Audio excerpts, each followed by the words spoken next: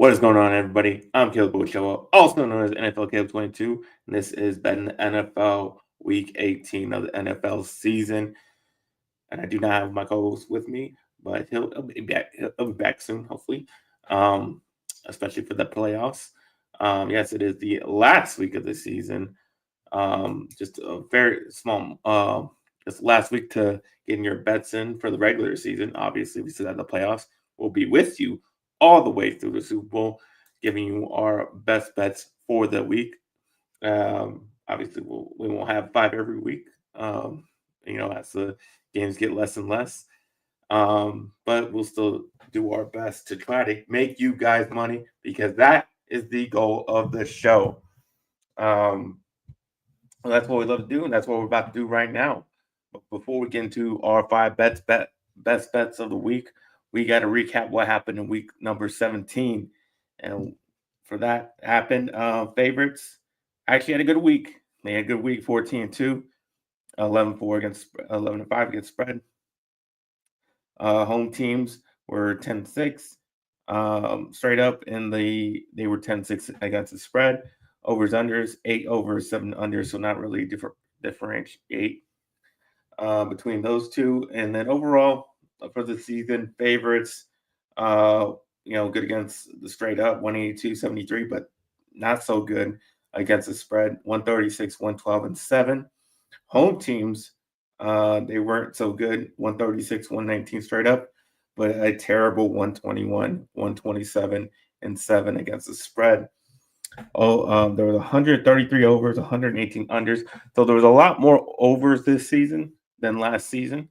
At least the ratio between overs and unders was a lot more for the overs. We saw a lot of unders last season, so I guess a lot more scoring happened, and that shows you, kind of reflects what happened in the MVP race. Nobody had like big stats, and nobody knew who should get the MVP last year because nobody, you know, really had the stats. And I guess that's why you showed us you saw a lot of unders this year. Obviously, a lot of big numbers, a lot of people scoring points, a lot of teams scoring points, a lot of players scoring points. So you saw the overs hitting this season. As for my record in week number 17, didn't do so great. Went 2-3. Best pick was the Chargers -4 at the Patriots. This was, a simple for me. The Chargers need to win. They need their playoff spot.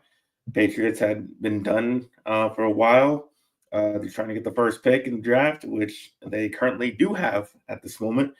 And Lad McConkey just kind of torched that Pat's defensive backs. Got 8 catches, 94 yards, and 2 touchdowns.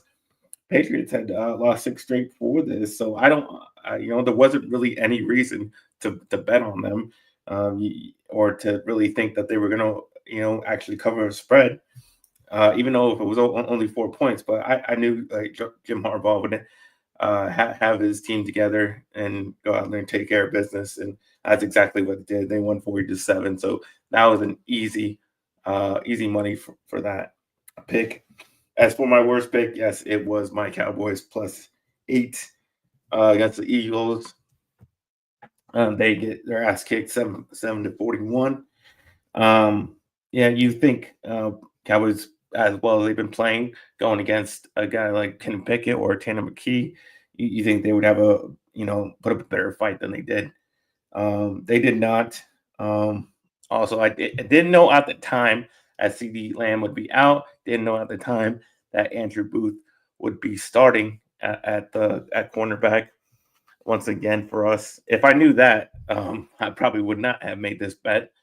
But because Andrew Booth is a horrible cornerback, and he got torched pretty bad against the two guys, Devontae Smith and AJ Brown, when he was out there. Just terrible play on defense. Cooper Rush cannot play against the Eagles. Every single game he plays against them, it has like his worst game. And just a bad pick for me.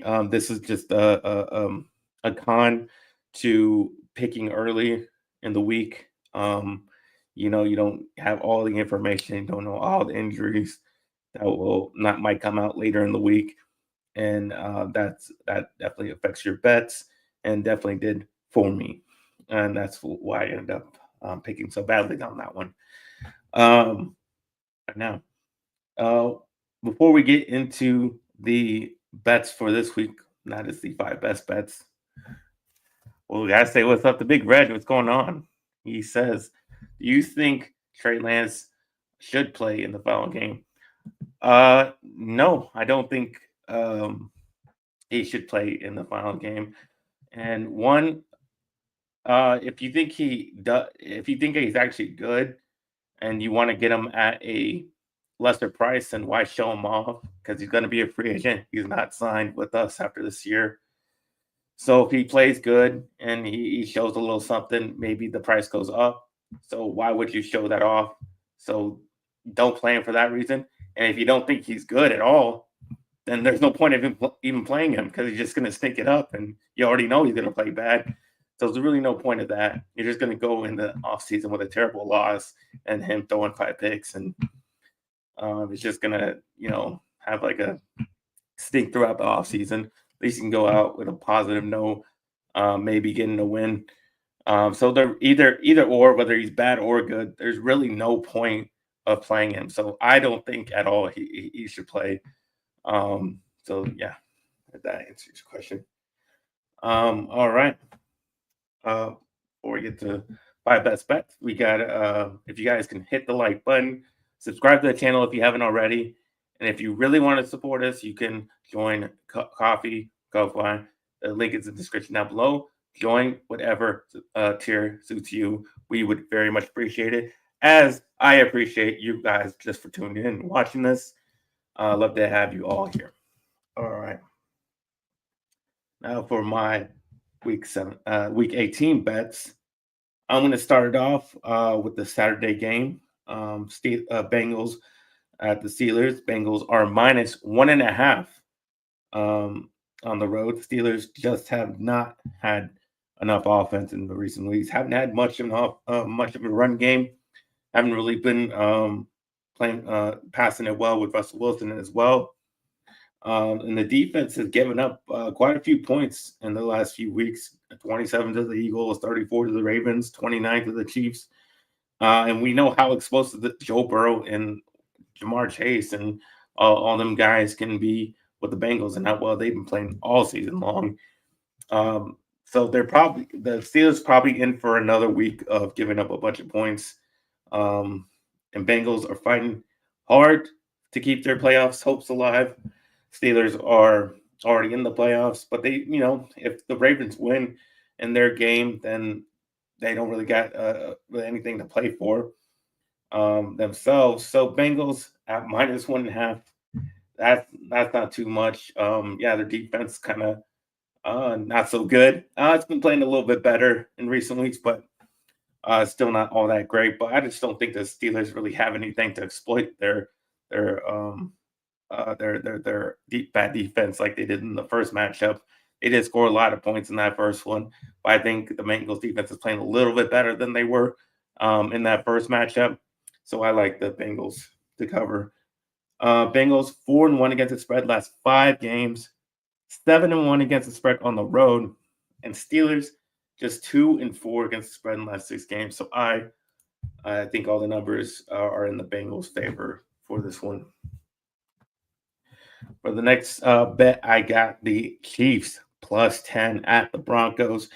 And even with the Chiefs sitting all their starters, I think Carson Wentz can still be kind of successful under Andy Reid's system. Their defense obviously won't be as great with some of their starters sitting, but I think it still can be formidable. I think it's just because of the Chiefs coaching that's going to get them through this game. And I don't think they're going to just completely fall apart as a team and just, get beaten down by the Broncos. So I think it's going to be a competitive game. The Broncos obviously trying to earn their way into the playoffs. So I think it's going to be close. I think it's going to be closer than that 10-point spread suggests. I think the Chiefs will be in it the whole time. And so I like them to cover. I still think the Broncos will win, but 10 points is a lot. Divisional matchup. So I like them. I like the Chiefs +10 in that one. For my third bet of the week, I got this Saints at the Buccaneers. Buccaneers are minus 13.5, but the Saints have been completely awful. Recent weeks, they just got their ass kicked by the Raiders. They lost by 15. And if you can lose by 15 to the Raiders, the way the Bucks have played last week, Wade Baker Mayfield had a hell of a game last week, threw 5 touchdowns, 359 yards. And even with that, Buccaneers was still able to get over 100 yards. So both passing and running, they can do it both. And there's no way that Spencer Rattler can keep up with the Buccaneers offense. It's just not going to happen. They only scored 10 points against the Raiders, and they're a pretty awful team. So I don't see how if you can only score 10 against them, you're going to score anything against the Bucks, and they will not be able to cover a 13.5 point spread. As large as that is, they're not going to be able to even compete in this game. Saints 1-4 against the spread last 5 games. Bucks 6-2 against the spread last 8. Definitely like the Bucks to cover a large spread in that one. For my fourth bet of the week, I got Panthers at the Falcons. Falcons are -8. I think the Panthers are just about done for the season after getting their ass kicked by the Buccaneers last week. I think they ready to call it a season. The Falcons still with the division on the line, trying to win it. Michael Penix looking to build off of what he did in the last 2 weeks. He looked pretty good. He got the tough loss against Commanders, but still, we're going back and forth. Got all the way to overtime. So I think in this one, he's going to really want to put on a show. I think he will, and that he's going to want to put up a lot of points. And the Panthers don't think will be able to respond. And the Falcons will cover that 8-point spread again. Another big point spread, but just Panthers saying it's just not so good this season. So I think with the Falcons and the Buccaneers both trying to get that division, I think that makes them really want to put their best effort forward and really blow out both these teams. So I like the Falcons to cover an 8-point spread there. For my last bet of the week, I got the Vikings +3 at the Detroit Lions. I just don't think the Lions have enough on defense. They have a lot of injuries to try and stop Sam Darnold, who has been playing very, very well. They're just the defensive backs are just too badly injured. I think you saw that on Monday night with the 49ers, really, especially in that first half, really putting it on them. They were able to come back in that game, but also with them playing on Monday night, they're gonna have a little bit of a shorter week to get ready for this game. I think Darnold will, have time in the pocket to get it to, Justin Jefferson, Jordan Addison, all of his weapons. Because I don't think the Lions really have the guys on defense to really get after him and have a pass rush. So I think he'll definitely have time there. They're going to put up points on him. I just don't think the Lions will be able to respond like they did against the 49ers because I don't think Darnold's going to give the ball right back to him like Purdy did in a Monday night. If Darnold doesn't make those type of mistakes, he'll keep. I think they'll get a lead, and he'll be able to maintain that lead throughout the game. Vikings 4-1 against the spread last 5 games. Lions are just 4-4 at home against the spread. Vikings 4-2 and 1 on the road. So I think that favors. The Vikings to go ahead and cover that spread. So I'm taking them. But that is my 5 best bets of the week. Hopefully that helps you guys out with some money after this long holidays. I hope you all had a very happy new year, and we'll be going next week right into the wild card divisional championship round in the Super Bowl, trying to make you guys money because that's what we do. That's what we love to do on this show. We'll see you next week, and like I always say, let's get ready to make that money.